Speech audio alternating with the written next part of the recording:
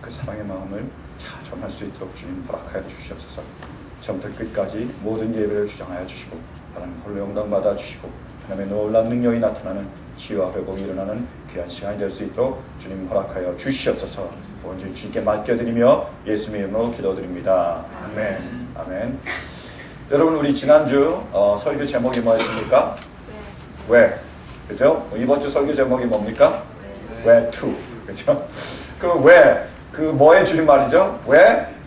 주님이 우리를 찾아오셨는가? 그죠? 주님은 우리를 찾아오셨습니다. 제가 여러분께 묻습니다. 주님은 왜 그러면 우리를 찾아오셨습니까?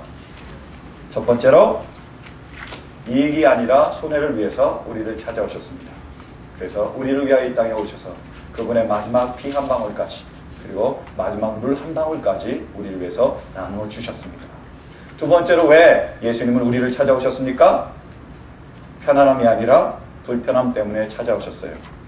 그래서 그 높은 자리를 버리시고 이 낮고 낮은 땅으로 내려오셨습니다. 그리고 하나님의 형상을 버리시고 인간의 형상을 입으셨습니다. 우리를 위하여 그 불편함을 감수해 주셨어요. 그럼 마지막으로 여러분, 예수님은 그럼 왜 우리를 찾아오셨습니까? 바로 우리를 구원하기 위해서 우리를 찾아오셨습니다. 바로 나 한 사람을 구원하려 주님이 찾아오셨다는 거예요. 여러분, 우리는 예수님께서 이 세상을 구원했다는 것을 알고 있습니다. 그리고 예수님께서 우리를 구원하셨다는 것을 알고 있어요. 그럴 때는 우리가 까먹는 것이 있습니다. 그게 뭐냐면 예수님이 나를 구원하셨다는 것을 우리가 까먹을 때가 있습니다. 예수님은 여러분 한 사람을 구원해 주셨습니다. 여러분 때문에, 바로 나 때문에 이 땅에 오셨다는 거예요. 바로 나를 찾아오셨습니다.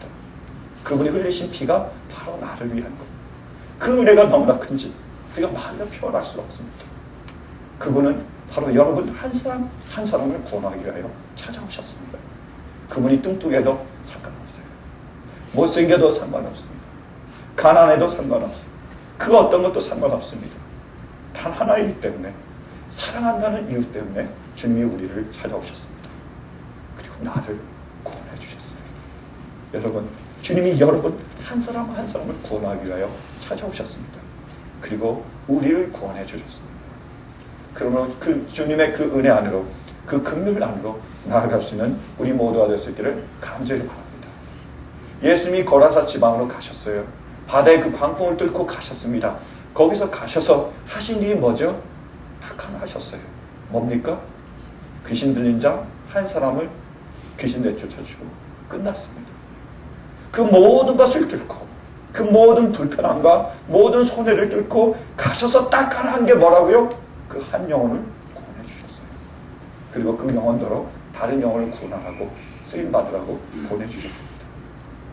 모든 것을 뚫고 예수님이 여러분 한 사람을 구원하기 위해 오셨습니다. 나를 위해 오신 주님, 그 주님을 오늘 만날 수 있는, 다시 한번 그 만남을 되새길 수 있는 우리 모두가 될 수 있기를 간절히 바랍니다. 여러분, 구원이 무엇입니까? 구원은 아주 쉽게 그릴 수 있습니다. 큰 배가 바다를 항해하고 있어요. 그러다가 그 배가 암초에 부딪혔습니다. 타이타닉처럼 물이 들어오기 시작해요. 그 배가 가라앉기 시작합니다. 그때 구조선이 짜잔하고 나타납니다. 그리고 얘기해요. 일로 타세요. 옮겨 타세요. 당신들은 죽고 있습니다. 조금만 있으면 죽고 말 거예요. 그 말을 듣고 사람들이 옮겨 타요. 그래서 그 구조선에 옮겨 타는 것, 그것이 바로 구원입니다. 여러분, 이 세상 사람들은 죄로 인하여 죽어가고 있습니다. 그 한 사람도 예외 없이 다 죽어가고 있는 거예요. 그때 하나님께서 예수님을 보내주셨습니다. 예수님이 우리를 위해서 찾아오셨어요. 그리고 말씀하십니다. 나에게 옮겨 타라고요. 나에게 오라고요. 나를 영접하라고 말씀하셨습니다. 그 말씀을 듣고 우리는 예수님께로 왔어요. 그래서 우리 모두는 다 구원함을 얻었습니다. 구원이란 죽음에서 생명으로 옮겨지는 것입니다. 구원이란 죄에서 의로움으로 옮겨지는 거예요. 주님은 우리를 위해 이 땅에 오셨고 우리를 구원하셨습니다. 사랑하는 성도 여러분, 예수님을 믿는 우리 모두에게 구원이 임했습니다. 여러분 기억하십시오. 주님은 우리를 구원하셨습니다. 그런데 우리는 구원을 다 받았는데도 불구하고 구원을 누리지 못하는 경우가 있어요. 그 이유가 뭐냐면 구원의 실제적인 의미를 우리가 생각하지 않기 때문입니다. 구원의 근본적인 의미는 예수 그리스도를 통하여 우리가 영생을 누리고 하나님 나라를 상속하고 하나님의 자녀가 된 것, 우리가 이 땅에서 죽으면 또 하나님 나라에 가는 것, 그것이 바로 구원의 근본적인 의미며 가장 궁극적인 의미입니다. 그런데 구원에 실제적인 의미가 있다는 거예요. 지금 내가 경험할 수 있는 구원이 있다는 겁니다. 그것이 뭔지 아십니까? 구원이란 죄, 다시 말해서 하나님이 원하시지 않는 상태에서 의로움, 뭐죠? 하나님이 원하시는 상태로 옮기는 거예요. 이제까지는 내가 죄에 속해서 죽을 수밖에 없는 사람들처럼 그렇게 살아갔지만 이제는 내가 구원받았기에 전혀 다른 새로운 삶, 새 사람을 입는 것이 바로 구원이라는 거예요. 주님은 우리가 구원받았기에 이제는 새롭게 살기를 원합니다. 새 사람이 되기를 원해요. 그래서 이제까지와는 다른 기쁨과 평안을 누리기를 원하고 있습니다. 그러면 사랑하는 성도 여러분, 구원을 받으셨습니까? 여러분 구원을 받으셨으면 믿으십니까? 믿으십니까? 그러면 구원을 누리시는 우리 모두가 될 수 있기를 간절히 바랍니다. 주님은 거라사인을 만났습니다. 그리고 그에게 구원을 허락해 주셨습니다. 그리고 그 구원은 전인적으로 이루어졌어요. 그의 영혼과 그의 육체와 그의 감정을 주님께서 구원해 주셨습니다. 한번 말씀 보실까요? 15절 말씀입니다. 15절 함께 보시겠습니다. 그들은 예수에게 와서 귀신 들린 사람, 곧 군대 귀신에 사로잡혔던 사람이 옷을 입고 제정신이 들어 앉아있는 것을 보고 두려워하였다. 보십시오. 거라사인이 귀신 들린 사람이 예수를 만나서 구원을 됐어요. 근데 무엇이 구원받고 있습니까? 세 가지가 구원받고 있어요. 하나가 뭡니까? 영이 새로워졌습니다. 두 번째가 뭐죠? 육체가 새로워지는 거예요. 세 번째가 뭡니까? 정신이, 감정이 새로워지는 겁니다. 우리가 주님을 만났다면 첫 번째로 우리 안에 반드시 이루어져야 될 것이 있습니다. 그건 뭐죠? 우리의 영이 새로워져야 된다는 거예요. 성경에 보면 귀신 들린 자가 예수님을 만나서 귀신이 쫓겨났다는 구절은 있습니다. 그러나 그 안에 성령이 들어왔다는 구절은 없어요. 반대로요, 우리는 어떻습니까? 우리가 귀신 들려 있었다는 기록은 없습니다. 그러나 성경이 말하기를 우리 안에 누가 오셨죠? 성령님이 오셨다는 거예요. 여러분, 우리 안에 성령님이 임재하심을 믿으십니까? 성령님을 통하여 우리의 영이 자유로워졌다는 것을 믿으십니까? 어떤 분은 잘 모르시는 분이 있어요. 안 느껴져요. 필링이 없습니다. 이런 분이 계시는 것 같아요. 여러분, 성령은 필링으로 우리가 느끼는 건 아니에요. 뭡니까? 성령님이 임재했다는 것을 아는 방법은 바로 내가 예수를 주로 시인하지 않느냐에 달려있다는 거예요. 우리가 예수님을 주로 시인한다는 것은 성령의 도우심이 없이는 이루어질 수 없습니다. 내가 예수님을 나의 구주, 나의 하나님을 고백하는 것은 바로 성령님이 우리 안에 계시기 때문이에요. 그것이 바로 같이 일어나는 거예요. 내가 예수를 영접하는 것, 그것은 또한 성령님이 우리 안에 임하신 것과 같이 이루어집니다. 사랑하는 성도, 제가 묻겠습니다. 여러분이 예수님께서 나의 구주, 나의 하나님이심을 믿으십니까? 믿으십니까? 그렇다면 여러분 안에 성령님이 계시다는 거예요. 우리 안에 성령님이 계십니다. 그리고 성령님이 우리 안에서 역사하고 계시다는 거예요. 첫 번째, 성령님은 어떤 분이시죠? 자유의 영입니다. 바람과 같은 분이에요. 그래서 성령을 뭐라고 얘기합니까? 푸뉴마예요.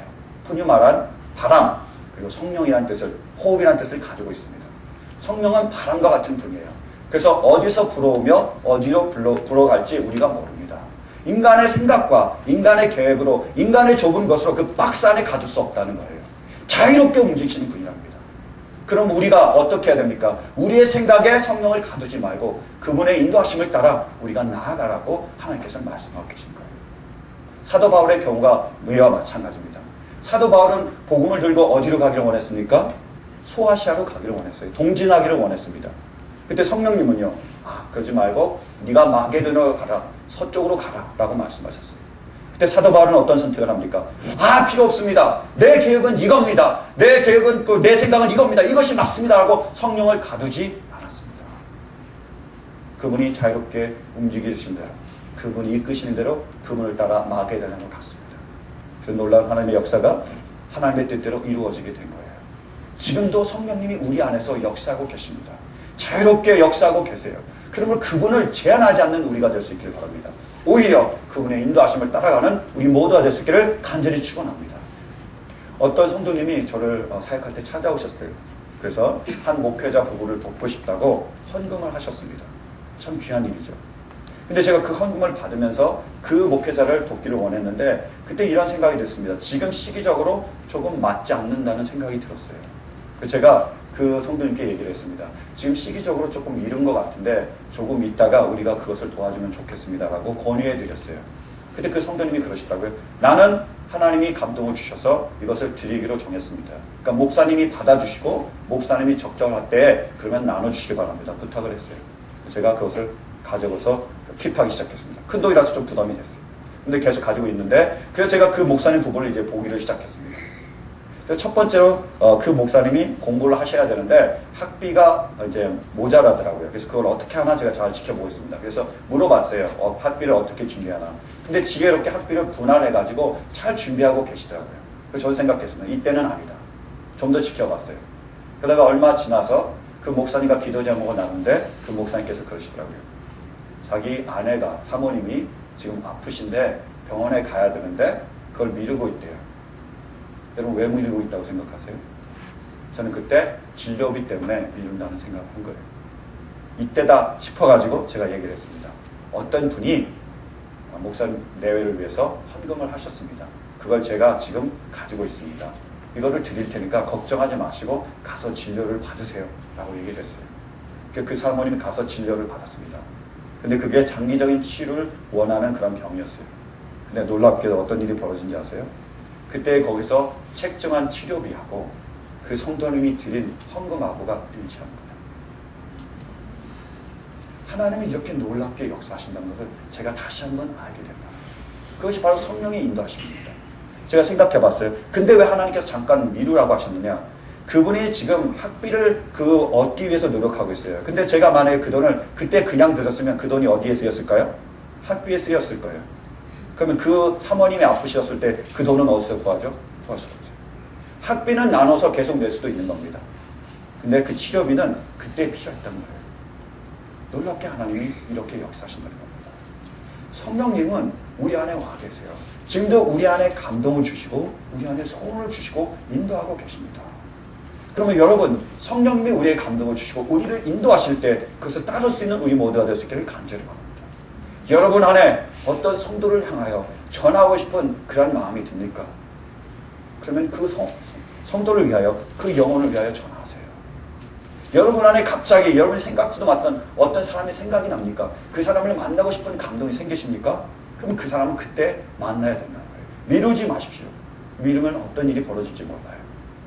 그러면 여러분 성령님이 감동을 하시면 그 인도하심을 따라갈 수 있는 여러분의 계획과 생각이 있더라도 그것을 잠시 뒤로 젖혀놓고 성령의 인도하심을 따를 수 있는 우리 모두가 될 수 있기를 간절히 바랍니다. 근데 기억할 것이 있습니다. 두 번째로 꼭 알아야 될 건 뭐냐면 성령은 자유의 영일 뿐만 아니라 질서의 영이에요. 그 말은 뭐냐면 바람은 어디서 불어서 어디로 흘러갈지 모릅니다. 근데 바람은 실제로 어디서 불어서 어디로 흘러가는 거죠? 하나님이 원하시는 곳에서 불어와서 하나님이 원하시는 곳으로 가는 거예요. 성령은 말씀과 일치한다는 거예요. 성령은 누구의 영입니까? 하나님의 영입니다. 말씀은 누구의 말씀입니까? 하나님의 말씀이에요. 그러므로 하나님의 영과 하나님의 말씀은 반드시 일치하게 되어 있습니다. 내 감동을 주고 성령님이 인도하시길 원하더라도 그것이 하나님의 말씀과 일치하지 않으면 그것은 절대로 성령의 인도하심이 아닙니다. 그러면 우리에게 그러한 지혜가 또 필요하다는 거예요. 반드시 말씀과 우리가 일치할 때 그 성령의 음성을 따라야 된다는 거예요. 이 거라사인을 보십시오. 이 거라사인이 예수님을 만났습니다. 그래서 어떻게 됐습니까? 그 모든 귀신이 나아가고 그 영이 자유롭게 됐어요. 마음에 어떤 감정이 들었죠? 예수님을 따라가고 싶은 그런 열정이 생겼습니다. 그래서 따라가길 원했어요. 그래서 예수님께 따라가고 싶다고 부탁했습니다. 근데 예수님이 뭐라고 말씀하시죠? No 그랬어요. 참 드문 그런 경우입니다. 그래도 예수님 No! 따라오지 마라. 이상하죠? 대신에 너는 가족에게 가서 하나님이 베푸신 그 은혜와 긍휼을 전하라고 말씀하셨어요. 그때 이 거라사인은 어떻게 합니까? 끝까지 졸르면서 따라갑니까? 아니면 주님의 말씀에 순종하여 그 대가볼리에 자기 친족들에게 복음을 전합니까? 바로 말씀을 따라 그 말씀에 순종한다는 거예요. 성령님의 사람은 또한 말씀대로 따르는 사람입니다. 성령과 말씀은 절대로 어긋나지 않아요. 그러면 성령의 음성을 따르실 때 또한 말씀에 귀를 기울이는 저희들 되기를 간절히 바랍니다. 그러면 제가 놀라운 비결 하나, 영적인 비결 하나를 여러분들께 알려드릴게요. 여러분, 우리가 어떻게 하나님의 뜻을 알 수 있습니까? 그리고 그것을 따를 수 있습니까? 첫 번째로 성령의 감동과 우리 안에 주시는 소원함을 우리가 따르는 거예요. 성령님 우리에게 감동을 주시고 때로는 소원함을 주십니다. 정말로 간절히 무엇을 하고 싶다는 그런 마음을 주세요. 그러나 또 하나 뭐하고 우리가 반드시 점검해 봐야죠. 하나님의 말씀과 그것이 일치하는지를 봐야 돼요. 나에게 아무리 뜨거운 감동이 있더라도 성령님이 인도하시는 것 같다고 내가 생각할지라도 그것이 말씀과 맞지 않으면 그것은 성령의 인도하심이 아닙니다. 반대로요. 하나님이 나에게 말씀하셔요. 그리고 이것이 정말로 하나님의 말씀이라고 내가 깨닫게 됩니다. 그래서 이 말씀을 따라야 된다고 생각하는데 그 말씀들을 행하다가 내 마음에 평안과 기쁨이 없으면 그때는 잠시 멈춰서야 된다. 성령님은 성령님 뜻대로 따를 때 우리에게 기쁨과 평안을 주십니다. 그것이 좋은 잣대예요. 그러면 말씀을 따를 때 내 안에 기쁨과 평안이 있는지 우리가 살펴볼 필요가 있다는 거예요. 그래서 이 두 개가 있을 때 우리는 하나님의 뜻을 바르게 알 수 있습니다. 그리고 이 두 가지를 통해서 성령님은 지금 우리를 역사하고 계십니다. 그러면 사랑하는 성도 여러분, 우리는 구원받았습니다. 영이 자유로워질 수 있는 우리 모두가 되시기를 간절히 바랍니다. 성령을 따라 말씀을 따라 우리가 나아갈 수 있기를 간절히 축원합니다. 두 번째로 하나님은 예수 그리스도를 통해 우리를 구원하시고 우리의 육체가 구원받기를 원하고 계십니다. 이 귀신 들린 자가 영이 자유로워졌습니다. 그 다음에 바뀐 게 뭐죠? 바로 육체가 주님 앞에서 바로 서게 돼 있어요. 누가복음 8장에 보면 이 사람이 귀신이 들렸습니다. 어떤 행동을 보이죠? 옷을 벗고 마음대로 돌아다녔대요. 근데 놀랍게도 이 사람이 귀신이 나가니까 어떤 현상을 보이죠?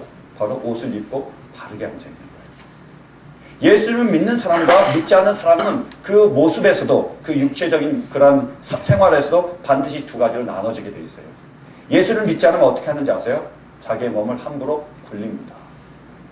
내 몸을, 내 육체를 내 것이라고 생각하고 마음대로 쓰게 되는 거예요. 그러나 예수를 믿는 사람은 이 몸이 누구의 것이죠? 바로 성령님의 전입니다. 하나님이 쓰시는 하나님의 도구예요. 그래서 이 몸을 하나님을 위하여 사용하게 되는 것입니다. 여러분, 세상에 믿지 않는 수많은 사람들이 있어요. 안타까운 세상에 사람들이 있습니다. 근데 지금 어떻게 하고 있죠? 자기의 육체를 마음대로 쓰고 있습니다. 남자가 남자를 향하여 정욕이 불릴 때 일어나며 여자가 여자를 향하여 음욕을 품습니다. 그리고 연약한 부녀자를, 그리고 그 아무것도 모르는 그 어린아이들을 강제로 취하는 거예요. 아무렇게나 하고 있습니다. 하나님은 그것을 원하지 않습니다. 그곳에서 벗어나라고 말씀하고 있는 거예요. 우리의 몸을 거룩한 산 제물로 아버지께 드리라고 말씀하고 있습니다. 악은 모든 모양이라도 쫓지 말라고 말씀하고 있습니다. 우리가 구원받았다면, 예수님의 말씀이 내 안에 임했다면 성령님은 지금 어떻게 우리에게 말씀하고 계십니까? 우리의 몸을 성령의 전으로 드리고 우리의 몸을 하나님께 드리라고 그렇게 말씀하고 있습니다. 40대의 중년 남성이 있었어요. 지금은 중년도 아니죠. 그죠? 파릇파릇한 나이입니다. 그 남자가 어느 날 교회를 열심히 다니는 남자였어요. 어느 날 심장마비로 죽었습니다. 근데 큰 이슈가 됐어요. 여러분, 뭐 40대가 죽을 수 있잖아요. 또 교회 다닌다고 안 죽습니까? 죽을 수도 있죠. 근데 왜 그게 큰 이슈가 됐을까? 그분이 죽은 장소가 어디냐면 성인용품을 파는 곳이었어요. 그분이 포르노를 계속 보러 갔다가 심장마비로 거기서 죽은 거예요. 그러니까 교회가 난리가 나는 거예요. 주님이 원하신 게 뭐라고요? 우리가 주님을 믿었으면, 주님이 우리를 구원하셨으면 우리가 그렇게 세상의 정욕에서 죽어가는 그런 육체에서도 우리가 벗어날 필요가 있다. 세상 사람들을 따르지 말라고, 그 죽어가는 모습을 따르지 말라고 주님께서 원하고 계십니다. 그래서 우리를 거룩한 산제사로 의의 병기로 아버지께 온전히 드리기를 원하고 계십니다. 순결한 신부로서 우리가 준비되기를 원하고 계세요. 사랑하는 성도 여러분, 예수님이 우리를 구원하셨습니까? 예수님이 우리를 구원하셨습니까? 구원하셨다면 우리의 육체도 또한 구원받는 저희 여러분들 되기를 간절히 바랍니다. 우리의 몸을 드려야 되는데요. 그 중에서도 저는 우리의 혀를 드리기를 바랍니다. 왜요? 야고보 3장은 얘기합니다. 혀를 제어하는 것이 온몸을 제어하는 거래요. 혀가 그 키와 같대요. 배에. 큰 배가 무엇으로 인해서 왔다 갔다 합니까? 바로 그 키에 대해서 왔다 갔다 하잖아요. 마찬가지로 혀를 제어하는 사람이 온몸을 제어하는 거래요. 저는 생각합니다. 여러분, 그리스도인이라면, 예수님을 영접하고 구원받았다면 우리가 말을 함부로 하면 안 되는 겁니다. 천철살인이라고 그러잖아요. 혀는요, 사람을 살릴 수도 있습니다. 정말로 주님께로 인도할 수가 있어요. 근데 혀는요, 사람을 죽일 수도 있다. 그 사람을 완전히 망가뜨릴 수 있어요. 그것이 바로 혀라는 거예요. 그러므로 주님께서는 우리가 이 혀를 잘 사용하길 바랍니다. 이 말을 통해서 사람을 격려해주고 사람에게 새 희망을 주고 그들을 주님께로 인도하기를 원하고 계십니다. 오히려 그 혀를 가지고 사람을 무시하고 사람을 멸시하고 사람을 죽이지 않기를 원하고 계십니다. 여러분, 우리의 몸을 하나님께 거룩한 산 제물로 드리기 원하십니까? 원하십니까? 저만 원하나요? 원하십니까? 네. 그렇다면 먼저 우리의 혀를, 이 말을 하나님께 드릴 수 있는 우리 모두가 될 수 있기를 간절히 바랍니다. 여러분 혹시 반반미 아세요? 반반미가 뭐죠? 제가 들어보니까 현미, 쌀하고 찹쌀하고 합쳐놓은 것이 반반미라고 그러더라고요. 그것이 아주 몸에 좋다고. 그래서 와이프가 한 번인가 두 번 사다 주고 그다음부터는 없습니다. 계속 대처하는데 아주 좋은 쌀이라고 그래요. 여러분, 근데 반반미보다 더 좋은 쌀이 있습니다. 그게 뭔지 아세요? 그게 감사미입니다. 감사미가 뭔지 아세요? 감사합니다. 사랑합니다. 아, 미안합니다. 이게 바로 감사합니다. 그죠? 우리가 어떤 사람이 하는 거에 대해서 감사할 수 있을 때 그 사람이 얼마나 마음이 뜨거울까요? 감사를 받은 사람이 또 어떻게 할까요? 또 더 베풀겠죠. 그 사람을 격려해 줄 수 있는 좋은 말이라는 거예요. 근데 내가 막 베풀었는데 그 사람이 싹 닦으면 하고 싶은 마음이 꺼져버릴 수 있다. 사랑합니다. 얼마나 좋습니까? 우리가 얼마나 이 땅 가운데서 외로워하고 있습니까? 수많은 사람들이 있지만 땅 끝까지는 알지만 바로 내 곁에 있는 사람을 우리는 모르고 있잖아요.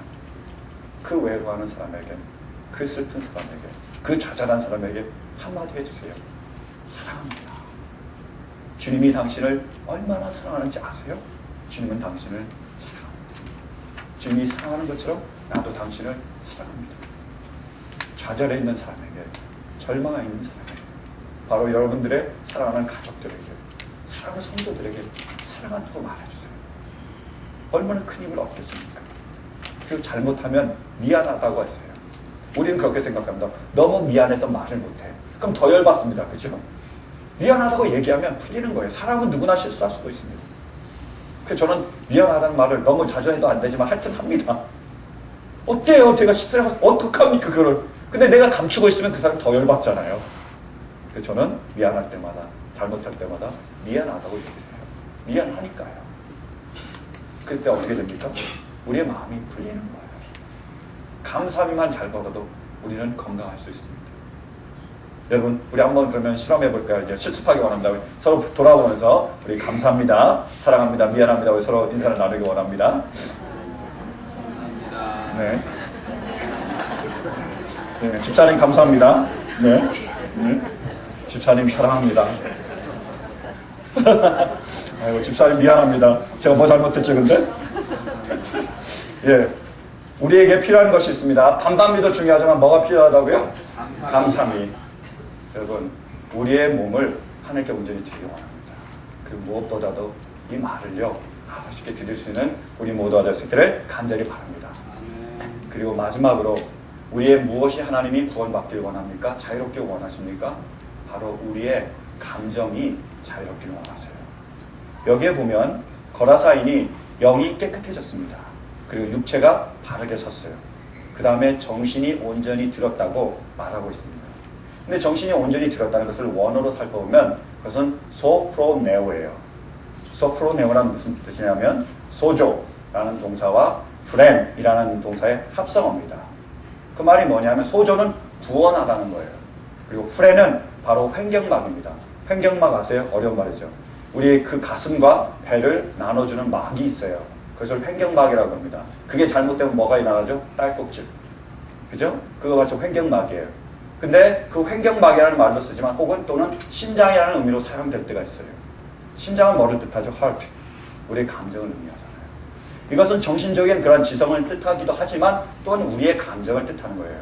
그러면 정신이 들었다는 게 뭐라고요? 그 감정이 구원함을 받았다는 거예요. 그 굳어져 있던 마음이, 그 잘못된 마음이 하나님 앞에 새롭게 변화된 것을 의미합니다. 우리가 주님 앞에서 구원을 받았다면 우리의 뭐가 회복이 돼야 된다고요? 우리의 마음이, 우리의 열정이 회복이 돼야 된다고 말씀하고 계세요. 지금 이것을 우리가 드리기를 원하고 있습니다. 이것이 풀려지기를 원하고 있어요. 이 마음이 자유케 되기를 원하고 있습니다. 저는 개혁신학을 참 좋아합니다. 그리고 개혁신학에서 많은 것을 배웁니다. 근데 개혁주의 신학은 바로 말씀 위주예요. 말씀만이 절대적인 진리고 우리가 말씀대로 살아야 된다. 아주 올바른 진리입니다. 근데 제가 한 가지 동의하지 않는 부분이 있습니다. 뭐냐면 그것을 너무 따르다가 감정을 무시하거나 감정을 배제한다는 거예요. 말씀만이 진리니까 감정을 우리가 생각하지 말아야 된다는 거예요. 저는 그것에 동의할 수 없습니다. 왜요? 감정은 누가 주셨습니까? 하나님께서 주신 거예요. 주시고 좋았다라고 말씀하셨단 말입니다. 감정이 우리에게 유익하게 필요하게 하나님께서 감정을 주셨어요. 근데 왜 우리가 그것을 무시합니까? 왜 우리가 그것을 필요 없다고 얘기하죠? 여러분 조나단 에드워즈라고 아십니까? 청교도 신학의 완성자라고 할 수 있어요. 실은 개혁주의 신학자들도 청교도 신앙을 따라간 겁니다. 그들은 말씀 위주로 말씀만을 위해서 살아가는 거예요. 근데 조나단 에드워즈가 신앙 감정론이라는 책에서 이렇게 얘기했습니다. 감정이란 우리의 영혼의 의지와 성향을 지니고 있는 가장 활기차고 우리가 감지할 수 있는 활동이라고 표현했어요. 감정이 뭐라고요? 감정 안에 의지가 담겨 있다는 거예요. 우리는 뭐 지정이 이렇게 않고 지성, 감성, 의성, 의지 이렇게 나누지만 에드워즈는 그렇게 보지 않고 의지가 이 감정 안에 있다는 거예요. 왜냐하면 우리가 감정이 뜨겁게 일어나면 뭐가 일어납니까? 행동이 일어나잖아요. 의지를 일으키는 건 우리가 행동이라고 그러는데 그래서 그 감정이 뜨거워지는 것 그리고 감정으로 거룩한 행동을 옮길 수 있는 것 그것이 바로 그 감정 안에 담겨있기 때문에 감정을 그렇게 의지를 포함하는 걸로 묘사를 했습니다. 그래서 그는 하나의 교리를 세웠어요. 그게 뭐냐면 참된 신앙은 대체로 거룩한 감정 안에 있다는 거예요. 뭐라고요? 참된 신앙은 대체로 거룩한 지성 안에 있다가 아닙니다. 참된 신앙은 대체로 거룩한 감정 안에 있다는 거예요. 그래서 아주 재미난 얘기를 들었어요. 그 사람은 18세기의 그런 신학자였죠. 1700년에 살았었으니까. 근데 18세기를 이렇게, 18세기의 현상을 이렇게 얘기해 줬습니다. 하나님을 우리가 만나고 하나님에서 큰 부흥을 하면 우리 안에 거룩한 감정이 일어납니다. 뜨거운 열정이 생기고 하나님 없이는 살지 못할 것 같은 하나님만 있으면 좋을 것 같은 그런 감정이 우리 안에 일어난다는 거예요. 그래서 우리가 그 감정을 받아가지고 하나님을 위하여 또 하나님의 나라를 위하여 사람들을 위해서 살아갈 수 있는 그런 에너지를 공급받는 거예요. 근데 사단이 어떤 수를 쓰느냐 여기에다가 가짜 감정을 섞어 놓는다는 거예요. 그래서 세상을 감정하는 거나 아니면 이상한 현상을 쫓거나 하여튼 이상한 가짜 감정을 섞어 놓는데요. 그래서 거룩한 진짜 감정과 가짜 감정이 막 섞이는 거예요. 그래서 어떻게 됩니까? 가짜 감정으로 인해서 안 좋은 현상들이 나타나는 겁니다. 하나님과는 다른 거룩한 감정과는 다른 세상과 비슷한 그런 많은 감정들로 인해서 부작용들이 일어나는 거예요. 그 결과가 어떻게 됩니까? 감정이 나쁘다고 결과가 났다는 거예요. 그래서 거룩한 감정마저 버린다고 그것을 개탄했습니다. 그래서 이 거룩한 감정을 우리가 회복해야 된다. 그래서 쓴 것이 바로 신앙 감정론이에요. 재밌는 건 뭐냐면 지금 시대는 어떻습니까? 21세기. 어떻죠? 비슷하다는 거예요.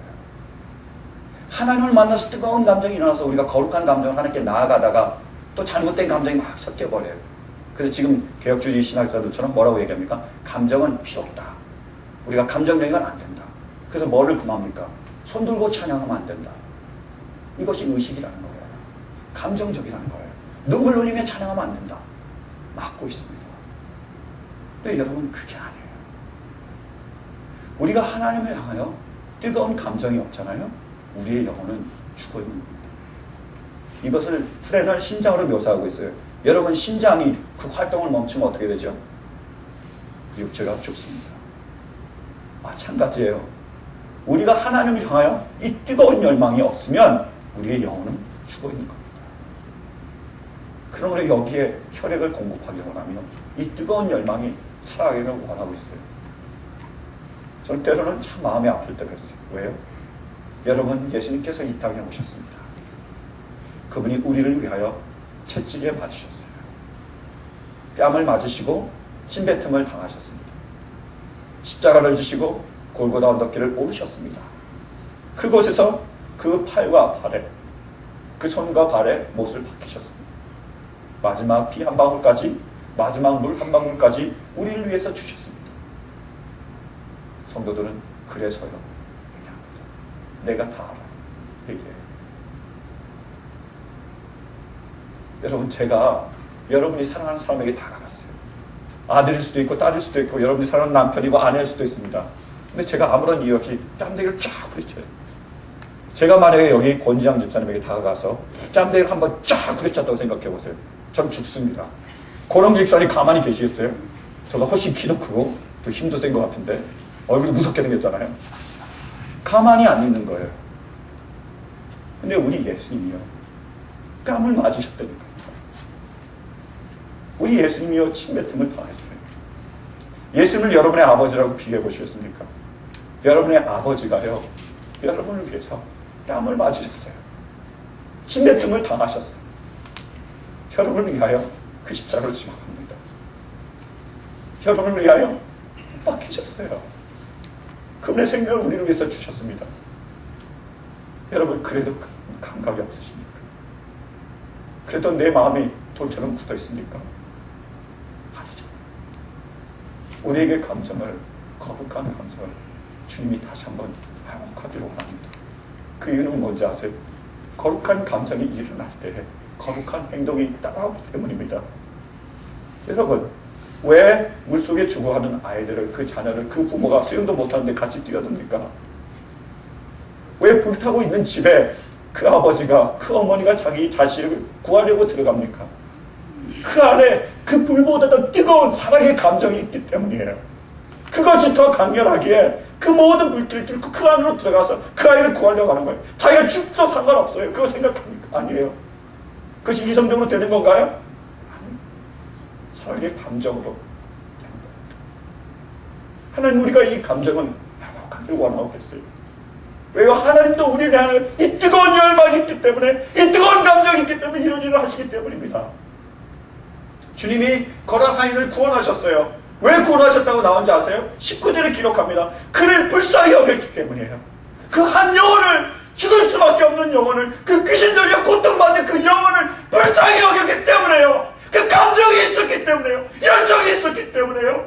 그것 때문에 그 영혼을 찾아가서 결국 그 영혼을 구원했다는 거예요.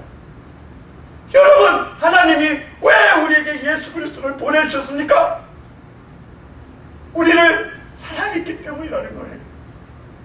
나를 사랑했기 때문에, 그 열정이 뜨거웠기 때문에, 그 죽어가는 것을 더 이상 볼 수 없었기 때문에 그 사랑으로 우리에게 오셨습니다. 그래서 우리를 구원해 주신 거예요. 저는 월드컵을 보면서 그런 생각을 한 적이 있습니다. 월드컵 우리 너무 좋아하잖아요. 우리 어떻게 응원합니까? 대한민국! 박수 치지 말라 그래도 다 쳐요. 우리 아이들까지 다 치더라고요. 그 골! 하면서, 저는 그 축구를 좋아해서, 운동을 좋아해서 그런지 골 하면 가만히 안 있습니다. 집 방안을 막 돌아다녀요. 골 다 하면 골! 하면서 막 돌아다녀요. 얼마나 좋습니까? 그 또 하이라이트 보여주면 또 들어가! 너무 신나고 너무 좋더라고요. 가만히 보는 사람이 없어요. 그러다가 문득 생각이 들었습니다. 우리가 예수님을 찬양할 때 어떻게 찬양합니까? 정말로 그런 열정을 가지고, 그런 마음을 가지고 내가 주님을 찬양하는 것. 그렇다면 여러분, 예수님이 축구보다도 못합니까? 한 영혼을 향한 우리의 마음이 축구보다도 못해요.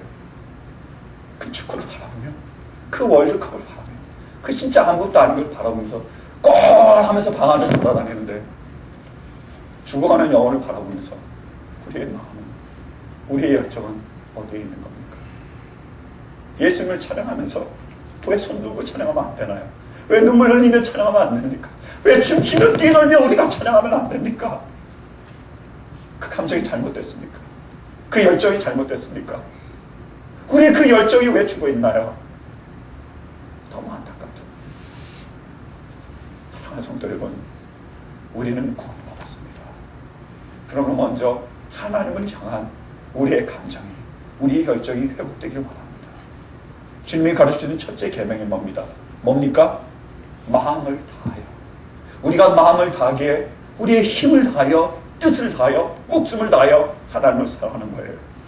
사랑하는 성도 여러분, 우리의 마음을 다하여, 우리의 열정을 다하여, 옷이 벗어지는 줄도 모르고 옷을 찢으면서 그렇게 하나님을 사랑할 수 있는 우리 모든 것을 내어드리며 제발 그렇게 하나님을 사랑할 수 있는 우리 모두가 될 수 있기를 간절히 바랍니다.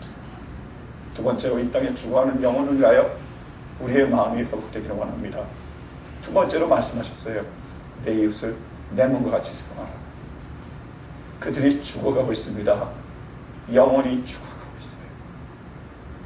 자기가 죽어가는 그 아이들을 가슴에 품고 그 죽어가는 아들을 바라보며 살려달라고, 하나님 살려달라고 울부짖으며 외치며 그 아이를 살리기 위해서 모든 노력을 다하는 그런 어머니의 마음을 우리가 갖기를 원합니다. 그들도 우리의 품 안에서 우리의 눈앞에서 그렇게 죽어가고 있다니까요. 그리고 그들을 향한 그 영혼들을 향한 이 마음을 회복할 수 있는 우리 모두가 될 수 있기를 간절히 바랍니다. 사랑하는 성도 여러분, 주님은 우리를 구원하셨습니다. 우리의 이 감정이, 우리의 이 열정이, 이 굳어졌던 마음이 이제는 주님을 향하여 뜨거워지기를 원합니다. 사랑하는 성도 여러분, 거룩한 감정을 회복할 수 있는 우리 모두가 될 수 있기를 간절히 바랍니다. 그 거룩한 감정이 우리를 거룩한 행동으로 하나님의 나라를 위한 그 헌신으로 이끌게 될 것입니다. 구원받은 우리로서 거룩한 감정을 회복할 수 있는 우리 모두가 될 수 있기를 간절히 축원합니다. 말씀을 맺겠습니다. 하나님이 주님께서 왜 우리를 찾아오셨습니까? 바로 모든 손해를 겪고 모든 불편함을 겪고 우리 나 한 사람을 사랑하기 위해서 오셨습니다. 여러분, 한 사람은 한 사람은 하나님께 그만큼 소중하고 가치 있고 의미 있는 존재들입니다. 그리고 우리는 주님을 만났습니다. 우리는 구원받았습니다. 이제 그 구원을 누릴 수 있는 우리 모두가 될 수 있기를 간절히 바랍니다. 우리 영이 자유로워지고 그리고 우리의 육체가 하나님께 온전히 드려지고 이 거룩한 감정이 하나님 앞에서 다시 불릴 듯 일어나는 큰 붕의 역사가, 큰 불꽃의 역사가 내 마음 가운데서부터 먼저 일어날 수 있는 우리 모두가 될 수 있기를 간절히 바랍니다. 우리 다 같이 이 마음을 품고 하나님께 찬양 올려드리기 원합니다. 내 마음의 주를 향한 사랑이, 우리 다 같이 일어서서 찬양하시겠습니다.